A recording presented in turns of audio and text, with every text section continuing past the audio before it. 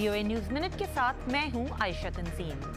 शाम में जंग की वजह से बेघर होने वाले अफराद की मदद के लिए एक आलमी डोनर कॉन्फ्रेंस में 1 अरब से ज़ायद रकूम देने के वादे किए गए हैं, जबकि अक़वाम मुत्तहिदा के सेक्रेटरी जनरल बान की मून ने तमाम फरीकों से इंसानियत के नाम पर जंग बंद करने की अपील की है। फ्रांसीसी फौजों का कहना है कि वो माली के शुमाल में वाक़ शहर के डाल में दाखिल हो गई हैं कि वो आखिरी अहम शहर है जो इंतहा पसंद बागियों के कब्जे में था। ऑस्ट्रेलिया की वज़ीर आज़म जूलिया गिलार्ड ने गैर रवायती तौर पर इलेक्शन से 8 माह कबल ही तारीख का ऐलान कर दिया है। ऑस्ट्रेलिया में इंतखाबात 14 सितंबर को होंगे। और जनूबी कोरिया पहली दफ़ा खला में सैटेलाइट भेजने में कामयाब हो गया है। ये जनूबी कोरिया की तीसरी कोशिश थी। चंद हफ्ते कबल शुमाली कोरिया ने भी खला में सैटेलाइट भेजी थी। आप देख रहे थे VOA न्यूज़ मिनट। मज़ीद खबरों के लिए देखिए हमारी वेबसाइट urduvoa.com।